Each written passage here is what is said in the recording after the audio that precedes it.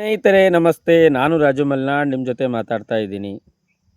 ಭಾಳ ವಿಶೇಷವಾದಂಥ ವಿಡಿಯೋವನ್ನು ತಂದೆ ತಾಯಿಗಳು ಮತ್ತು ಮಕ್ಕಳು ಈ ವಿಡಿಯೋವನ್ನು ನೋಡಬೇಕು ಅನ್ನೋ ಉದ್ದೇಶಕ್ಕೋಸ್ಕರ ದಯವಿಟ್ಟು ತಮ್ಮಲ್ಲಿ ವಿನಂತಿ ಮಾಡ್ಕೊಳ್ತಾ ಇದ್ದೀನಿ.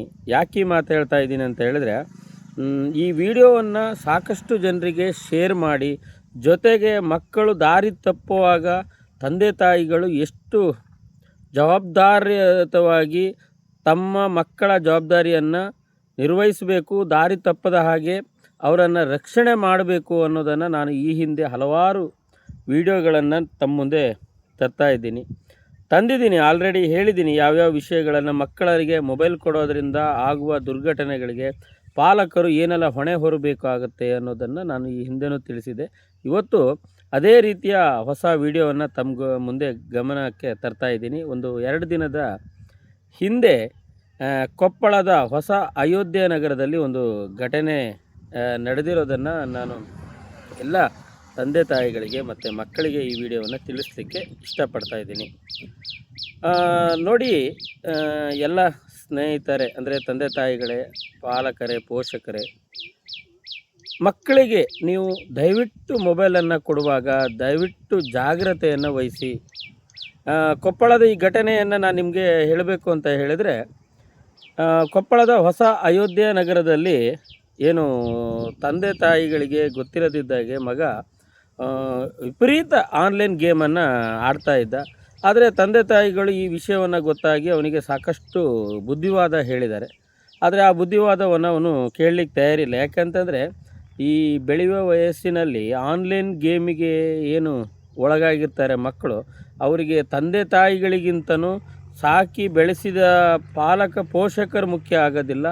ಆನ್ಲೈನ್ ಗೇಮ್ನಲ್ಲಿ ಬರ್ತಕ್ಕಂಥ ಟಾಸ್ಕ್ ಕಂಪ್ಲೀಟ್ ಮಾಡೋದೇ ದೊಡ್ಡ ಸಾಧನೆ ಆಗಿರುತ್ತೆ. ಅವ್ರು ಕೊಡ್ತಕ್ಕಂಥದ್ದು ಏನು ಮತ್ತು ಗಿಫ್ಟ್ ಥರ ಬರ್ತಕ್ಕಂಥದ್ದಾಗಿರಲಿ, ಅಥವಾ ಏನೋ ಒಂದು ದೊಡ್ಡ ಸಾಧನೆ ಮಾಡಿದ್ದೀವಿ ಅಂತಾಗಿರಲಿ, ಇಂಥದ್ದನ್ನೆಲ್ಲ ಅವರು ವೈಭವೀಕರಿಸೋದ್ರಿಂದ ಮಕ್ಕಳಿಗೆ ಅದೇ ಒಂದು ಸಂತೋಷ ಕೊಡುತ್ತೆ ಅನ್ನೋದು ಏನು ಮಾಡಿ ಅರ್ಥ ಮಾಡಿಕೊಂಡು ಈ ವಿಷಯವನ್ನು ಅವರು ತಂದೆ ತಾಯಿಗಳ ಬಗ್ಗೆ ಗೌರವವನ್ನು ತಗೊಳ್ಳೋದಿಲ್ಲ. ಜವಾಬ್ದಾರಿಗಳನ್ನು ಹೇಳಿದರೆ ಅರ್ಥ ಮಾಡ್ಕೊಳ್ಳಲ್ಲ.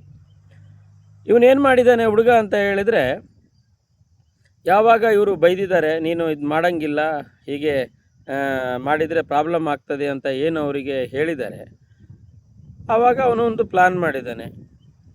ಈ ಥರ ನನಗೆ ಹೇಳ್ತಕ್ಕಂಥ ತಂದೆ ತಾಯಿಗಳೇ ಇರಬಾರ್ದು, ಅಕ್ಕನೂ ಇರಬಾರ್ದು ಅಂತ ಹೇಳಿ ಪ್ಲ್ಯಾನ್ ಮಾಡಿದ್ದಾನೆ.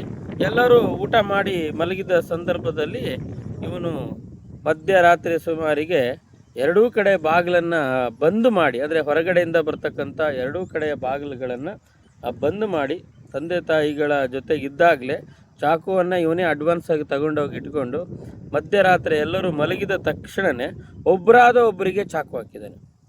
ಅಕ್ಕನಿಗೆ ಚಾಕು ಹಾಕಿದ್ದಾನೆ, ಅಪ್ಪನಿಗೆ ಚಾಕು ಹಾಕಿದ್ದಾನೆ, ಅಮ್ಮನಿಗೂ ಚಾಕು ಹಾಕಿದ್ದಾನೆ, ಲಾಸ್ಟಿಗೆ ಇವನು ಚಾಕು ಹಾಕ್ಕೊಂಡಿದ್ದಾನೆ.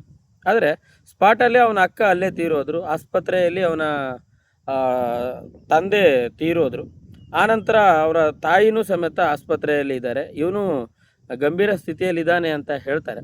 ಆದರೆ ಆ ಕುಟುಂಬ ಸಂಪೂರ್ಣ ನಾಶ ಆಯಿತು ಅಂತ ನೋಡಿ. ಯೋಚನೆ ಮಾಡಿ, ಆನ್ಲೈನ್ ಗೇಮಿಗೆ ಆಟ ಆಡಲಿಕ್ಕೆ ಅವಕಾಶ ಕೊಟ್ಟಿಲ್ಲ ಅನ್ನೋ ಒಂದೇ ಒಂದು ಕಾರಣಕ್ಕಾಗಿ ಇಡೀ ಸಾಕಿ ಬೆಳೆಸಿ ಬುದ್ಧಿವಾದ ಹೇಳಿದಂಥ ತಂದೆ ತಾಯಿಗಳನ್ನೇ ಮುಗಿಸ್ತಾನೆ ಅಂತ ಹೇಳಿದರೆ, ಇವತ್ತು ಆನ್ಲೈನ್ ಗೇಮಿನಲ್ಲಿರ್ತಕ್ಕಂತಹ ಅಂತಹ ಒಂದು ಏನು ಕ್ರೌರ್ಯ ಬರ್ತಕ್ಕಂಥ ವಿಷಯಗಳನ್ನು ಮಕ್ಕಳು ತಮ್ಮ ಜೀವನದಲ್ಲಿ ಅಳವಡಿಸ್ತಾ ಇದ್ದಾರೆ, ತಮ್ಮ ಮನಸ್ಸಿಗೆ ತಗೊಳ್ತಾ ಇದ್ದಾರೆ ಅಂತೇಳಿ.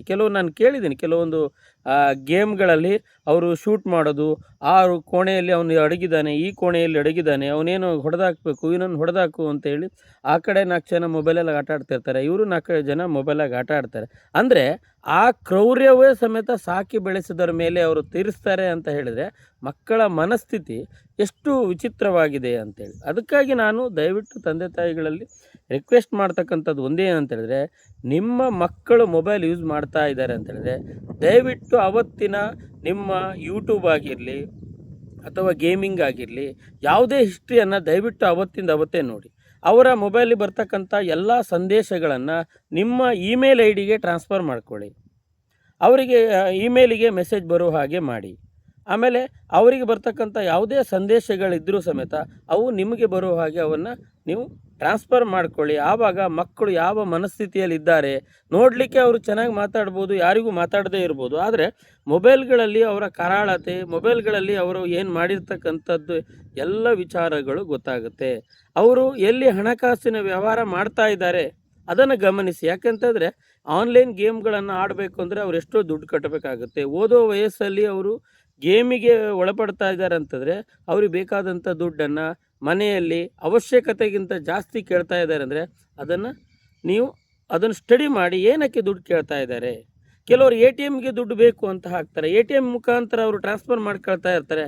ಆವಾಗ ಮಕ್ಕಳನ್ನು ಹಿಂಬಾಲಿಸಿ, ಎಲ್ಲಿ ಹೋಗ್ತಾ ಇದ್ದಾನೆ ನನ್ನ ಮಗ, ಯಾವ ATMಗೆ ಹೋಗಿ ಆ ಕ್ಯಾಶನ್ನು ಡೆಪಾಸಿಟ್ ಮಾಡ್ತಾ ಇದ್ದಾನೋ ಇಲ್ವೋ, ಅಥವಾ ಏನಕ್ಕೆ ಇವನಿಗೆ ಅಂತ ಎಲ್ಲ ಪುಸ್ತಕಗಳನ್ನು ಕೊಡಿಸಿದ್ರೆ ಇವನಿಗೆ ದುಡ್ಡಿನ ಅವಶ್ಯಕತೆ ಏನಿದೆ. ಆಮೇಲೆ ಹೆಚ್ಚಿನವರು ಮೊಬೈಲಲ್ಲಿ ಅಮೌಂಟನ್ನು ಟ್ರಾನ್ಸ್ಫರ್ ಮಾಡಿಸ್ಕೊಳಕ್ಕೆ ಕೇಳ್ತಾರೆ. ಏನಕ್ಕೆ ಇವನು ನನ್ನ ಮಗ ಅಮೌಂಟನ್ನು ಟ್ರಾನ್ಸ್ಫರ್ ಮಾಡಿಸ್ಕೊಳಕ್ಕೆ ಕೇಳ್ತಾನೆ, ಯಾವ ಪುಸ್ತಕ ಅವಶ್ಯಕತೆ ಇದೆ, ಏನಕ್ಕೆ ಅವನಿಗೆ ಬೇಕಾಗಿದೆ, ಈ ಎಲ್ಲ ವಿಷಯಗಳನ್ನು ದಯವಿಟ್ಟು ತಂದೆ ತಾಯಿಗಳು ಗಮನ ಹರಿಸಿ. ಯಾಕೆ ಅಂತ ಹೇಳಿದ್ರೆ ಪ್ರತಿಯೊಂದು ವಿಚಾರಗಳನ್ನು ಮಕ್ಕಳನ್ನು ಕಣ್ಣಿಟ್ಟು ನೀವು ನೋಡದೇ ಇದ್ದಲ್ಲಿ ನಾಳೆ ಆಗುವ ದುರಂತಗಳು ಇವತ್ತು ನಮ್ಮ ಕಣ್ಣು ಮುಂದೆ ನಾವೇ ನೋಡ್ತಾ ಇದ್ದೀವಿ. ಎಲ್ಲೆಲ್ಲಿ ಯಾವ್ಯಾವ ಘಟನೆಗಳಾಗ್ತಾ ಇದೆ ಅಂದರೆ ಯೋಚನೆ ಮಾಡಬೇಕು, ಆ ಹುಡುಗ ಎಷ್ಟು ಪ್ಲಾನ್ ಮಾಡಿದ್ದಾನೆ ಅಂತ. ಹೊರಗಡೆಯಿಂದ ಬರೋದ್ರ ಒಳಗಡೆ ನಾನು ತಂದೆ ತಾಯಿ ಅಕ್ಕನನ್ನು ಎಲ್ಲರನ್ನೂ ಮುಗಿಸಿಬಿಡಬೇಕು ಅಂತೇಳಿ ಅದಕ್ಕೋಸ್ಕರ 2 ಕಡೆಯದು ಸಮೇತ ಬಾಗಿಲನ್ನು ಬಂದ್ ಮಾಡಿದ್ದಾನೆ. ಹೊರಗಡೆಯಿಂದ ಬರೋದ್ರೊಳಗಡೆ 2 ಜನರನ್ನು ಇವನು ಕೊಲೆ ಮಾಡಿದ್ದಾನೆ. ಅಂದರೆ ಅವನಿಗೆ ಮುಖ್ಯವಾಗಿರ್ತಕ್ಕಂಥದ್ದು ಅಂದರೆ ಗೇಮಲ್ಲಿ ನಾನು ಗೆಲ್ಲಬೇಕು ಅಂತ ಹೇಳಿ ಅಷ್ಟೇ ಬಿಟ್ಟರೆ ಸಾಕಿದಂಥ ತಂದೆ ತಾಯಿಗಳು ಅಥವಾ ಅವರನ್ನು ನಾನು ರಕ್ಷಣೆ ಮಾಡಬೇಕು, ಭವಿಷ್ಯದಲ್ಲಿ ನನಗೆ ಇಷ್ಟು ಕಷ್ಟಪಡ್ತಾ ಇದ್ದಾರೆ, ನಾನೇನೋ ಸಾಧನೆ ಮಾಡಬೇಕು ಅನ್ನೋದು ಅವನ ತಲೆಯಲ್ಲಿಲ್ಲ. ಅದೆಲ್ಲಿ ಬರ್ತಾ ಇದೆ ಅಂತಾರೆ, ಅವನು ಗೇಮಲ್ಲಿ ಬರ್ತಕ್ಕಂಥ ಆ ಹಿಸ್ಟ್ರಿಗಳು, ಅವನು ಗೇಮಲ್ಲಿ ಏನೆಲ್ಲ ಅವನು ಮಾಡ್ತಾ ಇದ್ದಾನೆ ಅವನು ನಿಜ ಜೀವನದಲ್ಲಿ ಮಾಡೋದು ಅಷ್ಟೇ. ಅವನು ಯಾವ ಗೇಮಿಗೆ ದಾಸನಾಗಿದ್ದಾನೆ ಆ ಗೇಮಲ್ಲಿ ಅವನೇನು ತಪ್ಪು ಮಾಡ್ತಾನೆ ಅದೇ ಜೀವನದಲ್ಲಿ ತಪ್ಪು ಮಾಡ್ತಕ್ಕಂಥ ವಿಚಾರಗಳನ್ನು ಅವನು ಇವತ್ತು ಮಾಡ್ತಾ ಇರೋದು ಅಂತ ಹೇಳ್ತಾ ದಯವಿಟ್ಟು ಎಲ್ಲ ತಂದೆ ತಾಯಿಗಳಲ್ಲಿ ರಿಕ್ವೆಸ್ಟ್ ಮಾಡ್ತಾ ಇದ್ದೀನಿ, ನಿಮ್ಮ ಮಕ್ಕಳು ಮೊಬೈಲ್ ಯೂಸ್ ಮಾಡ್ತಾ ಇದ್ದರೆ ಆ ಮೊಬೈಲಲ್ಲಿ ಏನೆಲ್ಲ ಅವರು ಯೂಸ್ ಮಾಡಿದ್ದಾರೆ ಅಂತಕ್ಕಂಥದ್ದನ್ನು ಹಿಸ್ಟ್ರಿಯನ್ನು ದಯವಿಟ್ಟು ಪರಿಶೀಲಿಸಿ. ಅವರಿಗೆ ಹಣ ಕೊಡಬೇಕಾದ್ರೆ ಏನಕ್ಕೆ ಹಣ ಅಂತಕ್ಕಂಥದ್ದನ್ನು ಸ್ಟಡಿ ಮಾಡಿ. ಮೊಬೈಲ್ ಬಳಕೆ ಮಾಡಿದ ನಂತರ ಯಾವ ವಿಡಿಯೋಗಳನ್ನು ಯೂಟ್ಯೂಬಲ್ಲಿ ಮಕ್ಕಳು ಗೇಮಿಗೋಸ್ಕರ ನೋಡಿದ್ದಾರೆ, ಯಾವ ವಿಚಾರಗಳನ್ನು ಅವರು ಸರ್ಚ್ ಮಾಡಿದ್ದಾರೆ, ಯಾವ ಗೇಮನ್ನು ಡೌನ್ಲೋಡ್ ಮಾಡಿದ್ದಾರೆ. ಹೆಚ್ಚಿನ ತಂದೆ ತಾಯಿಗಳಲ್ಲಿ ಗೇಮ್ ಡೌನ್ಲೋಡ್ ಮಾಡಿರೋದೇ ಅವರಿಗೆ ಗೊತ್ತಿರೋದಿಲ್ಲ. ನೀವು ನಿಮ್ಮ ಮೊಬೈಲನ್ನು ಚೆಕ್ ಮಾಡಿ, ನಿಮ್ಮ ಮೊಬೈಲಲ್ಲಿ ಮಕ್ಕಳು ಎಷ್ಟು ಗೇಮ್ ಆ್ಯಪ್ ಡೌನ್ಲೋಡ್ ಮಾಡಿದ್ದಾರೆ ಅಂತಲೂ ಗೊತ್ತಿಲ್ಲ. ಕೆಲವರು ಹೇಳಿದರೆ ಅಷ್ಟೇ, ಇಲ್ಲ ನನ್ನ ಮಕ್ಕಳು ಅವರಿಗೆ ಅದೇ ಕೆಲಸ, ನಾನು ಬಂದ ತಕ್ಷಣ ನಾನು ಮೊಬೈಲ್ ಕೊಟ್ಬಿಡ್ತೀನಿ ನನ್ನ ಮಕ್ಕಳಿಗೆ ಅಂತೇಳಿ. ಅದಲ್ಲ ಸಾಧನೆ. ಆದರೆ ಅವರು ಏನು ಮಾಡಿದ್ದಾರೆ ಅದು ತಪ್ಪೇನು ಅಂತಕ್ಕಂಥದ್ದನ್ನು ನೀವು ಈಗಲೇ ಕಲಿಸ್ತಾ ಇದ್ದರೆ ಗಿಡವಾಗಿ ಬಗ್ಗದು ಮರವಾಗಿ ಬಗ್ಗೀತೆ ಅಂತೇಳಿ ಈಗಲೇ ನೀವು ಗೇಮ್ ಡೌನ್ಲೋಡ್ ಮಾಡೋದು ಅವ್ರಿಗೆ ಬೇಕಾಗಿದ್ದೆಲ್ಲ ನೀವು ಕೊಡಿಸಿದರೆ ನಾಳೆ ಕೊಪ್ಪಳದಲ್ಲಾದಂಥ ಘಟನೆಗಳು ಎಲ್ಲರ ಮನೆಯಲ್ಲೂ ಆಗ್ಬೋದು ಅಂತ ಹೇಳಿ ಇದಕ್ಕೆ ಆಸ್ಪದ ಕೊಡಬೇಡಿ. ಇಂಥ ವಿಚಾರಗಳನ್ನು ಏನು ಸಾಮಾಜಿಕ ಜಾಲತಾಣದಲ್ಲಿ ದಿನನಿತ್ಯ ಬರ್ತಾ ಇದೆ, ಆನ್ಲೈನ್ ಗೇಮಿನ ಹುಚ್ಚಿಗೆ ಒಳಪಟ್ಟಿರ್ತಕ್ಕಂಥವನು ಏನೆಲ್ಲ ಮಾಡಿದ್ದಾನೆ, ಎಷ್ಟು ಕುಟುಂಬವನ್ನು ಸರ್ವನಾಶ ಆಗಿದ್ದಾವೆ ಅಂಥೇಳಿ ಈ ಹಿಂದೆನೂ ವಿಡಿಯೋ ಮಾಡಿದ್ದಾನೆ. ದಯವಿಟ್ಟು ಈ ವಿಡಿಯೋವನ್ನು ಹೆಚ್ಚಿನ ಜನರಿಗೆ ಶೇರ್ ಮಾಡಿ. ಯಾರೆಲ್ಲ ಆನ್ಲೈನ್ ಗೇಮ್ಗಳಿಗೆ ಒಳಪಟ್ಟಿದ್ದಾರೆ ಅಂಥ ವಿಚಾರಗಳನ್ನು ತಂದೆ ತಾಯಿಗಳು ತಕ್ಷಣ ಮಕ್ಕಳಿಗೆ ನೀವು ಬುದ್ಧಿವಾದ ಹೇಳಿ, ಶಾಲೆಯಲ್ಲೂ ಇಂಥ ವಿಚಾರಗಳನ್ನು ಹೆಚ್ಚೆಚ್ಚು ಚರ್ಚೆ ಮಾಡಿ ಆನ್ಲೈನ್ ಗೇಮಿಗೆ ಒಳಪಡಬಾರ್ದು ಅಂತ ಹೇಳಿ ಅಂತ ಹೇಳ್ತಾ ಇವತ್ತಿನ ವಿಡಿಯೋವನ್ನು ಮುಗಿಸ್ತಾ ಇದ್ದೀನಿ. ನಮಸ್ತೆ, ನಾನು ರಾಜು ಮಲ್ನಾಡ್.